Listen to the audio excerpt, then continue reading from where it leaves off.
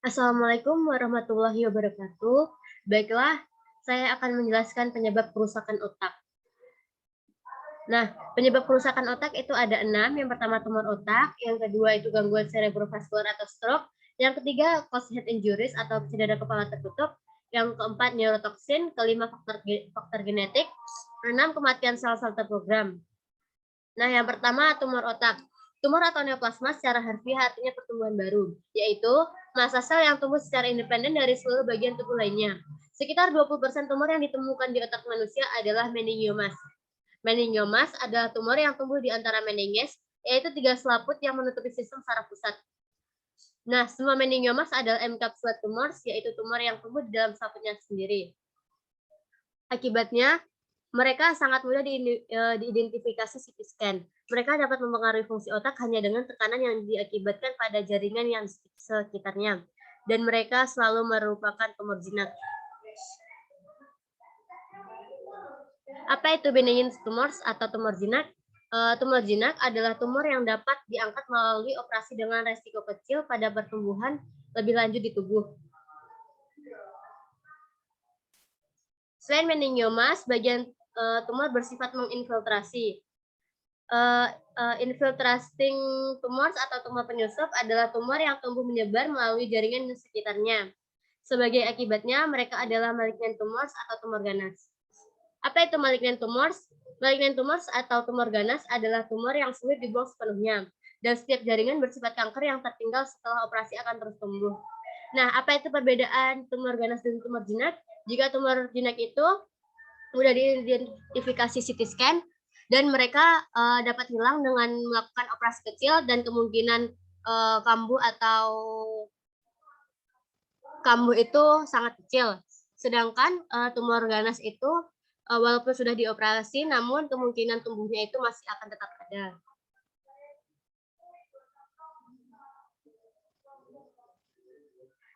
Yang kedua yaitu gangguan cerebrovaskular atau stroke. Stroke adalah gangguan cerebrovaskular dengan onset tiba-tiba yang menyebabkan kerusakan otak. Ada 2 tipe utama stroke, yaitu stroke yang diakibatkan oleh pendarahan cerebral dan stroke yang diakibatkan oleh pendarahan iskemia cerebral. Gejala-gejala stroke bergantung pada daerah otak yang terpengaruh, tetapi konsekuensi yang sering dijumpai dari stroke adalah anemia, afasia atau kesulitan bahasa, kelumpuhan, dan koma. Ada 2 tipe utama stroke, yaitu stroke yang dihasilkan dari pendarahan otak dan stroke yang dihasilkan dari iskemia otak. Nah, ini salah satu gambar orang stroke. Yang pertama, pendarahan cerebral. Pendarahan cerebral atau pendarahan di otak terjadi ketika sebuah pembuluh darah cerebral pecah dan darah mengalir ke jaringan neural di sekitarnya dan merusaknya. Aneurisma yang meledak dan pecah adalah penyebab lazim pendarahan intracerebral.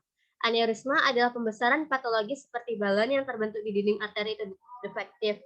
Aneurisma dapat berasal dari bawaan lahir atau akibat paparan racun atau infeksi vaskular.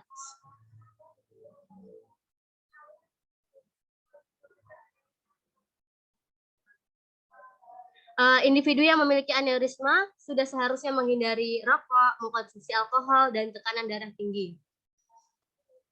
Yang kedua yaitu iskemia cerebral.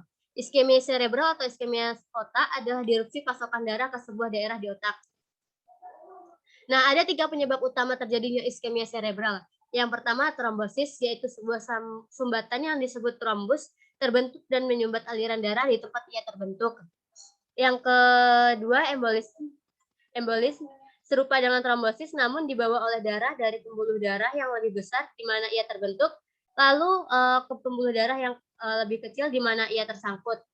Yang ketiga, arteriosklerosis, dinding pembuluh darah menebal dan salurannya menyempit, biasanya akibat penumpukan lemak.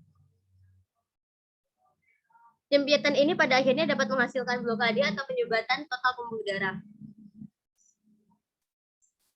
Yang ketiga yaitu cause head injuries atau cedera kepala tertutup atau gegar otak, yaitu kondisi di mana terjadi cedera di kepala namun tidak menembus ke tengkorak. Cedera kepala tertutup dapat berupa cedera ringan atau cedera berat.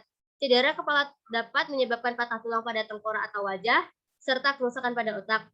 Kerusakan pada otak dapat berupa memar pada otak atau gegar otak, atau dapat menyebabkan pendarahan di sekitar otak, yaitu suatu pendarahan intrakranial. Nah,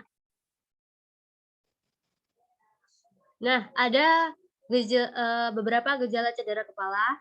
Yang pertama, sakit kepala bisa di area lihat atau di seluruh kepala. Yang kedua, mual atau muntah. Ketiga, masalah penglihatan atau pendengaran. Keempat, pembengkakan, pendarahan atau memar di kulit kepala atau di sekitar wajah. Kelima, keluar darah atau cairan bening dari telinga atau hidung. Ini merupakan tanda tengkorak retak. 6, pusing. 7, terjadi masalah pada memori. 8, sulit berkonsentrasi. 9, merasa lelah. 10, perasaan mudah berubah. 11, kesulitan menjaga keseimbangan. 12, pingsan atau kehilangan kesadaran. 13, menjadi terlalu sensitif terhadap cahaya atau suara bising. 14, gejala dapat muncul setelah terjadi cedera kepala atau beberapa jam atau beberapa hari. Dalam kasus cedera kepala yang parah, seseorang dapat mengalami koma dan mungkin memerlukan bantuan hidup mekanis. Ada beberapa penyebab cedera kepala. Yang pertama, jatuh dari ketinggian. Kedua, cedera olahraga. Ketiga, kecelakaan sepeda, motor, dan mobil. Yang keempat ada neurotoksin. Sistem saraf dapat dirusak oleh paparan salah satu di antara beragam bahan kimia beracun yang dapat memasuki sirkulasi umum dari traktus gastrointestinal, dari paru-paru atau melalui kulit.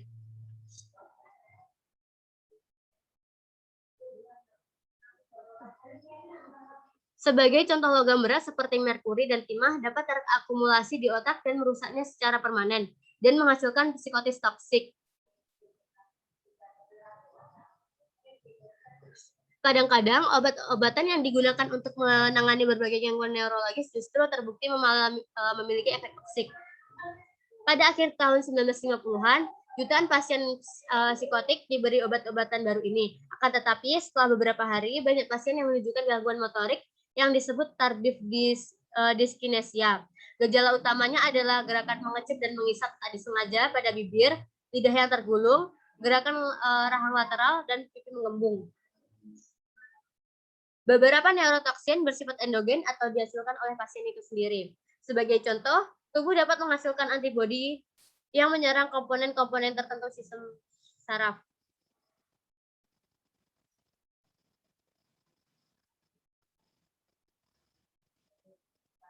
Kelima, ada faktor-faktor genetik.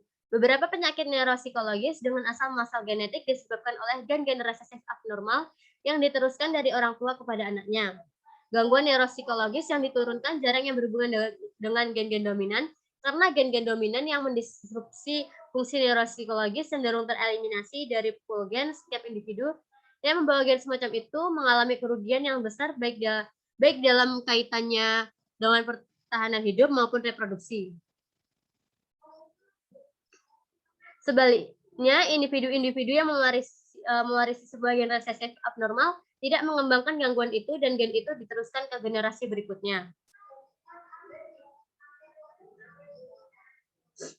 Kecelakaan genetik adalah penyebab utama lain untuk gangguan-gangguan neuropsikologis dengan akar genetik. Faktor keturunan memegang peran penting di hampir semua gangguan neuropsikologis, dan tampaknya gen-gen penyerang akan segera teridentifikasi dari penanganan yang efektif dikembangkan untuk menarget mereka. Hal ini belum terjadi karena dua alasan. Yang pertama, banyak sekali fokus pada kromosom manusia yang telah dikaitkan dengan masing-masing gangguan, bukan hanya satu atau dua. Kedua, kira-kira 90% lokus kromosom yang terlibat dalam gangguan neuropsikologis bukan gen pengode protein konvensional. Lokus-lokus itu berada di bagian DNA yang belum dipahami. Dan terakhir itu kematian sel-sel terprogram. Sel normal akan mengalami kematian sel yang terprogram atau apoptosis.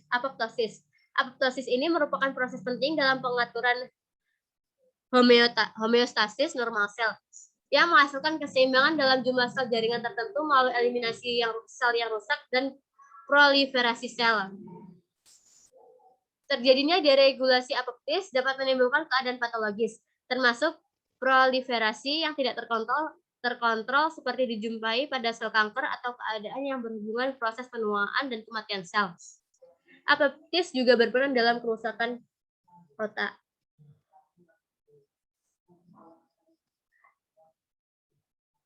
Nah, ini untuk referensinya. Dan ini tim kami ada Aldino Gustriansyah, saya sendiri Ananda Ayura Mastika, ada Zadika Dibawardani, dan Suci Amalia Putri. Sekian presentasi dari saya. Apabila ada kesalahan saya mohon maaf. Saya akhiri. Wassalamualaikum warahmatullahi wabarakatuh.